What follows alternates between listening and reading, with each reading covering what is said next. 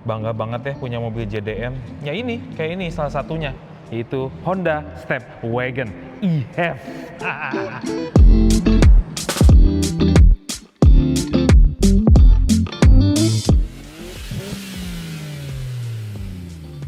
Kenapa ini JDM sekali? Karena perakitannya yaitu di Yori, Jepang. Jadi benar-benar ini mobil secara completely build up masuk ke Indonesia bulat-bulat seperti ini. Jadi kenapa Mamang bilang JDM? Karena di Jepangnya sendiri ada yang versi seperti ini. Walaupun memang dia adalah statusnya CBU, cuman di Jepang ada yang sama lah at least gitu ya. Nah, bentuk-bentuknya juga kotak-kotak sendiri berbeda dengan lawannya gitu, Nissan Serena. Dan walaupun datangnya telat, cuman at least dia selera Mamang ya, selera Mamang. Mamang lebih suka yang kaku-kaku seperti ini, kotak-kotak semua. Nih, kayak lampu depannya juga kotak gitu ya, dalamnya ada LED-nya gitu. Terus grill-grillnya juga memanjang horizontal seperti ini dengan aksen-aksen yang di strip gini. Terus kalau Honda yang hybrid gitu ya, itu pakai logo yang berwarna biru di bagian samping-sampingnya. Terus juga ini pakainya bukan chrome, jadi nggak terlalu terang, namanya kalau Mamang bilang sih ini bilangnya satin silver gitu. Jadi agak-agak buek gitu, cuman malah jadi manis. Tuh, bempernya juga kaku-kaku semua, sampai ke bawahnya juga kotak-kotak sini. Ada satin silver lagi di sini, satin silver lining gitu ya, cuman garis seperti itu. Cuman jadi oke lah. Di kap mesinnya ada garis di sini. Ih, lucu banget. Terus kaca depannya, tuh, gede. Biasanya ya kalau kaca depan sama si kap mesin itu lurus. Kalau ini dipisah gitu, set. Dan kaca depan ya proporsinya lebih besar daripada kap mesinnya. Tuh, wow, I like it. Terus lampu sennya dia berlari-lari. Ih, asik banget. Panjangnya juga mirip-mirip lah dengan lawannya. Panjangnya 4,8 meter, wheelbase-nya 2,888 meter. Artinya 2888 mm. Seneng banget sama angka 8. Mamang juga suka dengan angka 8. Mudah-mudahan hoki ya Allah. Berdoa dulu. Angka 8 adalah angka kelahiran Mamang. Kalau kepo itu juga. Nih ya, dia pakai velg 16 inch gitu ya. Nggak terlalu gede-gede amat. Oke, ini biar empuk mungkin. Biar empuk karena Mamang belum bisa coba. Ini adalah first impression, belum first drive gitu ya. Dia punya profil ban 205/60 ring 16, depan cakram, belakang cakram, ABS, EBD, BA udah lengkap. Pakai bannya merek Goodyear. Di bawahnya juga ada satin silver lagi ketemu gitu ya. Terus spionnya udah ada LED di bagian samping. Atasnya nggak macam-macam, nggak ada roof rail segala macam, nggak ada. Tarikan tubuhnya juga asik sih. Tuh ada garis ke sebelah sini. Terus bukaan pintunya juga oke, kotak-kotak semua senada dengan mobilnya. Tuh, udah keyless entry juga, kacanya besar-besar dan lurus tarikannya. Ada kaca toong, ini kaca kesukaan Mamang. Kalau Mamang pakai MPV box sih paling senang ada kaca toong. Tahu nggak kaca toong? Nggak tahu kan? Ya beginilah kondisi desain mobil-mobil yang ada di Jepang, bener-bener desainnya tuh Jepang banget gitu. Di atasnya ada topi belakang, ada rear defogger, ada wiper, ada sensor belakang, lengkap. Terus juga logonya berwarna biru, ada tulisan e-HEV, Stepwagon, sepada. Lampu remnya juga mengebawah, vertikal. Iya menurun. Nih, kan ini suka kebalik aja Mamang. Horizontal, vertikal kan? Iya betul. Vertikal ke bawah seperti ini dan bahkan lebih panjang daripada lawannya. Kalau lawan itu sampai segini lah mungkin ya. Ini lebih panjang, lebih tipis. Asik ya, dikasih tambahan bodi di sebelah sini. Tuh, kita buka. Apa keistimewaannya bagasi ini? Oke, sama aja sih. Nih, bagasinya luas sekali. Nah, ini bedanya. Kalau lawannya, bagasinya tuh ditutup dulu. Jadi kalau dibuka ada kolam ikan kan. Kalau ini benar-benar kolam ikan yang dibuka. Kenapa Mang seperti itu? Jadi ini untuk barang-barang oke, muat banyak. Tapi ada alasannya. Kalau lawannya, kursi ini dilipat ke samping. Kalau ini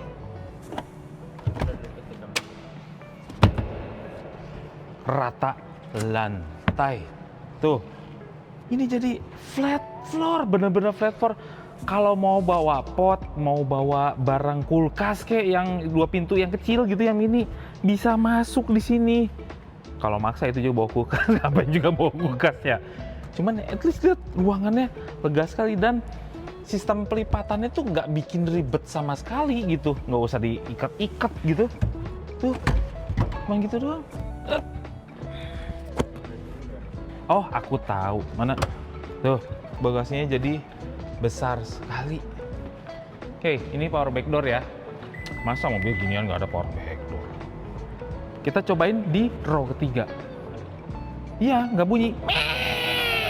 Oh ya, buka pintunya juga lembut aja, nggak usah ditarik kenceng-kenceng. Jadi, gitu, udah kebuka. Itu seneng ya? Nah, untuk ke belakang gimana, Mang? Biasanya kan kayak gini captain seat ya. Untungnya di Honda gitu. Nih, ada sistem yang ini kalau setengah gini, ini maju mundur doang. Cuman kalau mau jadiin captain seat gitu ya, tinggal gini, sekali lagi. Tuh, jadi minggir. Jadi kalau misalnya lagi berantem gitu ya, pisahin aja kursinya. Yang sebelah sini juga begitu. Tuh, sekali lagi. Ini lucu loh. Bisa. Udah. Kursi puyeng. Ini kursi puyeng. Oke, tinggi Mamang kan 172 cm. Yang idealnya gitu ya, leganya di mana sih? Ya pokoknya seginilah kira-kira. Soalnya Mamang pengen nyaman di baris ketiga gitu. Bisa lihat nggak dari situ? Mamang lipetin dulu dah. Itu ya, biar kelihatan. Selega apa? Row ketiga. Hap. Gede banget sih. Gede. Nah, gede kursinya mirip-mirip juga dengan lawannya, Serena C28. Empuknya lebuk empuk ini. Iya. Dimensi-dimensi kursinya juga mirip-mirip yang agak-agak mungil gitu di bagian belakang. Tapi duduknya enak. Paha tersangga dengan baik karena inklinasinya bagus nih. Gitu. Jadi ke atas sedikit dongek gitu ya. Dongek itu apa ya? Mendongak ke atas gitu si kursinya. Disediain 3 headrest yang berarti ini bisa muat 3 orang penumpang. Oke, Mang, di belakang dapat apa aja, Mang? Di sebelah kanan Mamang itu dapat chargeran USB-C. Ada 2 cup holder, sebelah kiri ada USB-C, ada power socket, ada 2 buah cup holder. Jadi nggak rebutan charger.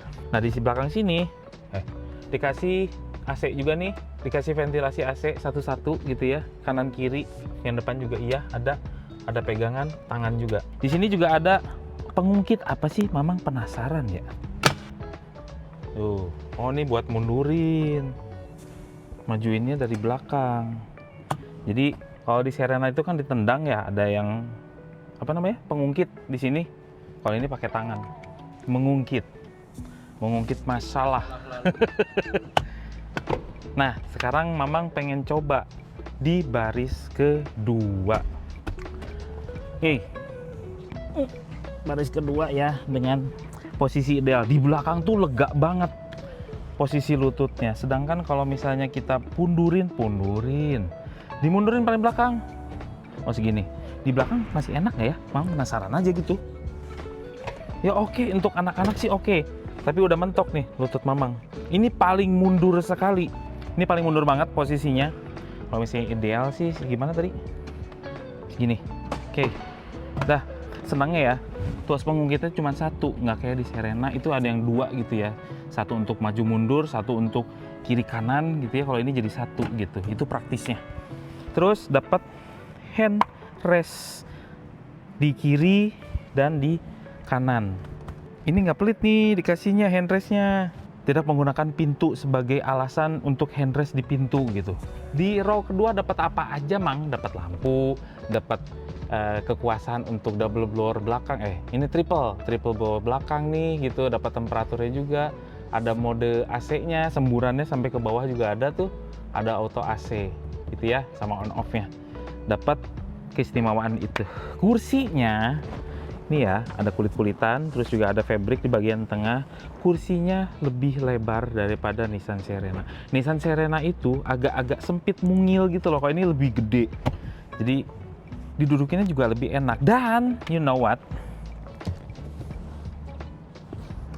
Kita dapat Ottoman seat. Tapi kayak gini sih susah juga ya pakai Ottoman seat ya. Gimana caranya ini? Tetap nggak bisa sih mau dikasih Ottoman seat segimanapun juga. Nih, lihat segini. Cuman kasihan kursi depannya kena sepatu untuk tinggi Maman yang 172 cm. Ya, yang penting ada lah. Lebih bagus karena lawannya nggak ada. Tuh, oke ya. Udah Mamang udah nunjukin semua. Terus dapat apa lagi, Mang? Dapat meja, ada 2 cup holder sebelah sini buat simpan lagi minuman.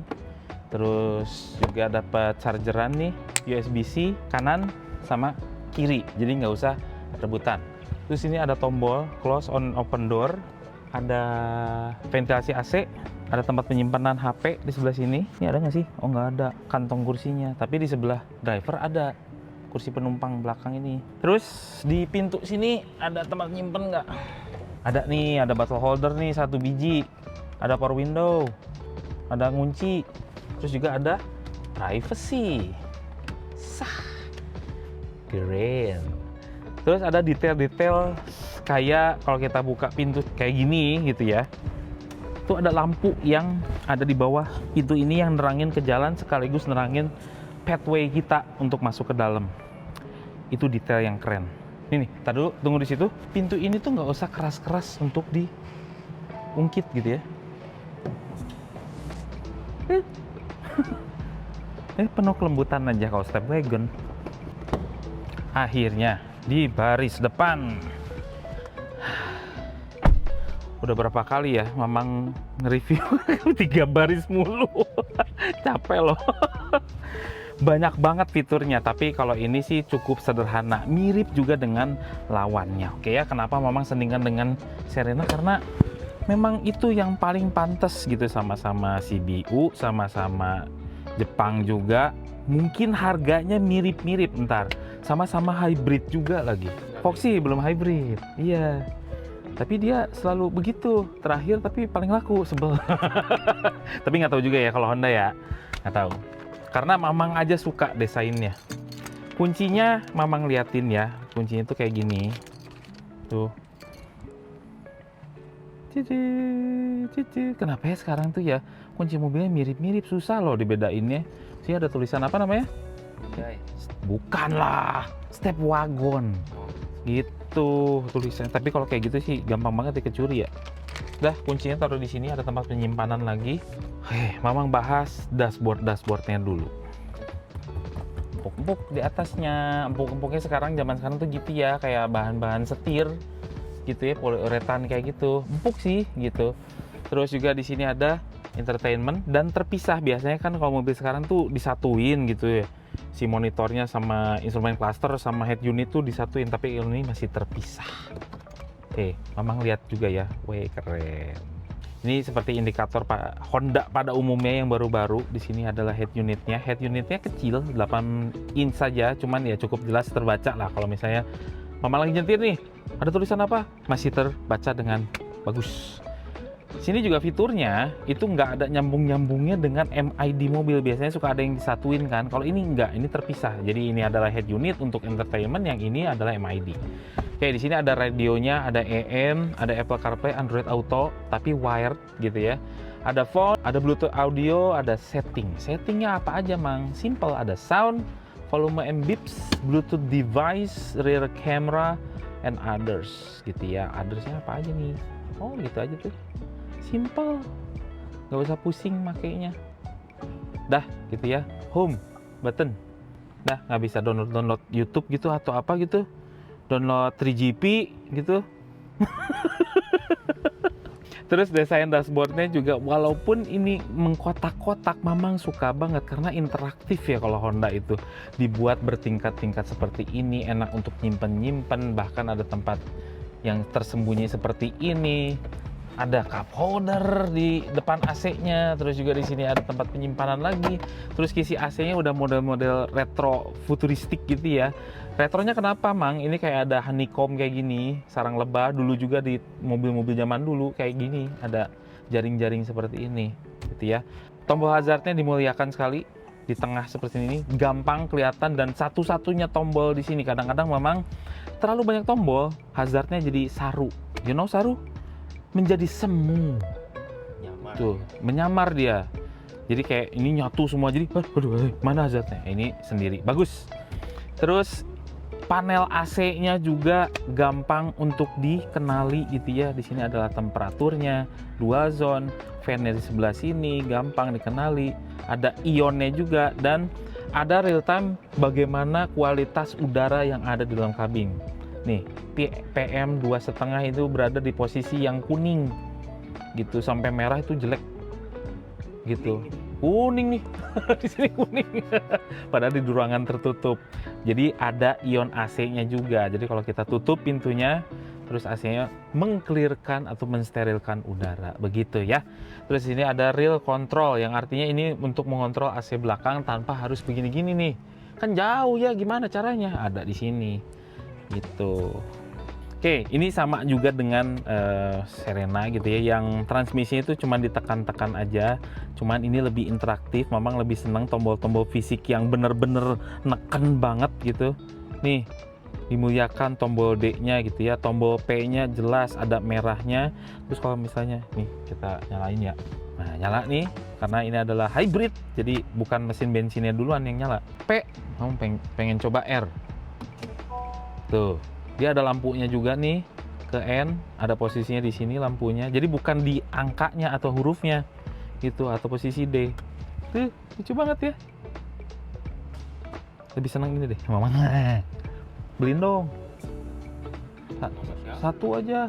Nih, ada tombol icon. Kalau biasa ya di Honda ini untuk berkendara lebih irit, terus juga rem tangan jari dan brake hold juga. Di bawahnya ada cup holder lagi, di bawah juga ada tempat ngecas USB-A, USB-C, power socket 12 volt. Terus ada tempat nyimpen lagi gede, ada 2 step di bawah juga ada. Namanya juga step wagon ya, bener ya. Berstep-step gitu. Iya, namanya step wagon. Terus Mamang akan jelasin juga ini nih. Ntar ini matiin dulu deh, pasti ada airnya. Oke, Mamang bahas setirnya dulu. Setirnya enak digenggam dan ada jahitan-jahitannya. Kulit gitu ya, kulitnya tapi kulit bukan kulit yang beneran, ini ada kulit sintetis.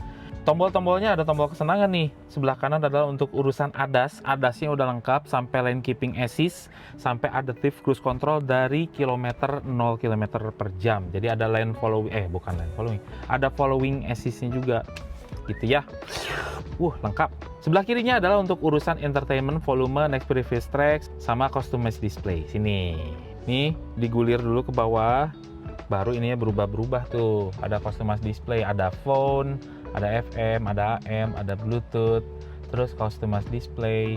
Dah, ini kalau kita pencet hide atau show atau audio clock gitu ya. Oke, ini adalah untuk urusan entertainment, ini nyambung ke entertainment. Ini tombol untuk adas-adasan kayak ya misalnya lane keeping assist sebelah sini, ini untuk distance-nya. Tapi kalau kita gulir di sini, kita ke bawahin, itu ada yang berubah gitu ya. Nih, kayak gini. Ini adalah status hybridnya, ya, mesin bensinnya, yaitu ngecas si baterainya. Terus, kalau kita bawahin lagi, ini ada range-nya dengan bahan bakar yang tersedia, terus average bahan bakarnya, ada real time-nya, keiritan kita. Terus kalau kita gulir lagi, ini rata-rata kecepatan, terus juga ada berapa lama kita berkendara, ada kompas, ada seat belt yang nggak dipakai tuh siapa yang nakal gitu ya, nggak pakai seat belt tuh. Terus ini adalah untuk urusan ADAS. Kalau kita tekan lagi, itu di dalamnya mau diaktifin yang mana aja gitu. Ini kebetulan diaktifin semua nih, itu ya. Terus kosong. Habis itu brightness. Ada vehicle setting. Nah di sini ada urusan driver assist system setup gitu ya. Nah kayak gitu-gitu tuh. Road departure mitigation, lane keeping assist beep atau enggak, rear sensor setting dan segala macam. Terus ada meter setup, adjustable outside, trip A reset, 3P reset, alarm volume control, reverse position alert tone, fuel efficiency backlight, turn by turn display, rear seat reminder, wheel angle indicator, bisa dilihatin atau enggak gitu. Terus dijelasin semua nggak sih? Keyless entry, terus lighting setup mau kayak gimana? Lighting setup apa aja? Auto high beam, interior light dimmer, headlight auto, oh kayak gitu-gitu ya. Power tailgate setup, mau tingginya seberapa tuh pasti ada di situ. Default all ini untuk di reset ke pabrik. Dah. Terus bisa juga instrument display setting. Ini bisa dirubah-rubah. Ini mau ditampilin atau enggak? Bisa kayak gitu, atau mau dirubah tampilannya. Ini kan yang round ya, atau yang bar. Oh, jadi kayak gitu. Senang yang mana nih? Mamang sih senang yang round ya. Ini lebih, Mamang tuh lebih retro gitu orangnya. Tombolnya apalagi Mang? Ada power window tuh. Ya seperti biasa ada auto folding, ada electric mirror juga ada. Terus juga ada tombol untuk membuka pintu belakang kanan kiri. Ada tombol manual leveling headlight. Terus juga ada tombol pintu belakang, bagasi. Terus juga ada stability control. That's it. Dah habis tombol-tombolannya sama Mamang dibahas semua. Duduknya gimana Mang? Di depannya kursinya itu lebih gede daripada Serena. Perasaan Mamang tuh lebih gede gitu, lebih lebar, lebih enak duduknya. Terus dikasih juga yang namanya armrest sebelah kanan, jadinya bersangga pada pintu ya. Terus dikasih apa lagi Mang? Tempat penyimpanan lagi di bagian tengah nih untuk nyimpan apa lagi itu urusan driver lah. Nggak ada sunroof, nggak ada. Ada yang ini nggak? Oh, ada teleskopik, oke lah. Terus juga ada yang namanya, ini bukan pedal shift nih pasti. Ini adalah regennya nih, pengaturan regen kuat atau enggaknya, regeneratif. Terus ada detail kecil yang Mamang suka juga. Ini untuk ngangkut barang kecil, untuk kresek gitu ya, atau tas Bulgari Anda yang disangkutin di sini ada apa sih di bawah gitu. Ada lengkap di step wagon. Di atas kita dikasih apa Mang? Dikasih kaca cermin dengan lampu. Kenapa nggak putih aja gitu ya? Kagok gitu loh. Dah. Terus tempat penyimpanan kacamata sama spion tengah yang ya manual day. Nah, oh satu lagi Mamang belum bahas nih, tempat penyimpanan di pintu juga gede. Dan you know what? Kenapa Honda itu seneng banget dibelah dua gini? Karena supaya nggak patah boy. Ini kalau ini kita barangnya atau botolnya gede, ini masih bisa dipaksa masuk. Nih, yang ini lebih lentur atasnya dan menghindari resiko patah. Oke deh kalau begitu. Satu lagi, Mamang kelupaan. Baterainya taruh mana, Mang? Sepertinya di bawah jok sini nih, jok depan sini, bagian row 1. Soalnya gundukannya gede sekali. Di belakang itu nggak kelihatan ada baterai-bateraian, cuma ada di bawah jok row 1. Ya. Kita lihat mesinnya. Ini kan 2000 cc ya, kemungkinan hampir sedarah dengan yang namanya Civic 2.0. Cuman ini adalah berbeda tuningan. Tuningannya untuk van, apalagi untuk kondisi di Indonesia gitu ya, untuk mengail torsi karena mengangkut orang ya. 2000 cc hybrid. Jadi mesinnya tuh ada dua. Jadi seperti biasa, Honda sekarang tuh senang banget bikin yang namanya electric first, yang artinya dia pengen dominasinya di elektrik, walaupun memang bukan penggeraknya elektrik, masih hybrid yang biasa seperti biasa, cuman lebih senang dia dinyalain terus tuh motor elektriknya. Untuk di kota-kota, untuk macet-macetan lebih irit, sedangkan untuk kecepatan tinggi dia lebih prefer ke mesin bensin gitu. Untuk mesin bensinnya sendiri dia punya tenaga 143 PS dengan torsi 175 Nm dan motor elektriknya lebih besar 184 PS dan dengan torsi 315 Nm. Jadi itu bekerja sama, nanti kawin terus gitu ya. Ini nggak bisa cerai, ini nggak bisa, harus nyatu terus gitu dalam suatu akta pernikahan. Apa sih? Ini terbagi ke roda depan dengan transmisi otomatis. Oh my, udah elektrik semua ini mah. Ini hampir mirip-mirip dengan mesin Civic. Ini apa sih? Pengen tahu Mamang? Nih, air filter masih itu. Lucu ya, sampai disediain khusus gitu nyedotnya tuh di sini. Terus ke atasin lagi. Kenapa nggak langsung sini? Oh, biar nggak frontal teingnya. Menurut orang Sunda mah. Akinya ada di depan. Nah, jadi kalau suka dengan Stepwagon, tolong komentar di bawah ya, apakah lebih milih ini atau Nissan Serena. Nissan Serena tuh lebih membulat-bulat, kalau ini lebih boxy-boxy. Boxy-boxy, itu kesukaan Mamang. Ya, tolong komentar aja ya. Semua ini adalah opini pribadi saya dan Mamang itu. Kami tim Motomobi tidak dibayar oleh siapapun dan apapun yang terlihat pada video ini. Jangan lupa tekan tombol jempol ke atas dan subscribe channel Motomobi, Omobi, dan Nesmobi apabila belum berikut dengan tombol loncengnya. Share video ini ke seluruh dunia melalui sosial media Anda dan jangan lupa follow sosial media kami semua termasuk Instagram, cek website kami motomobinews.id. Terima kasih telah menonton.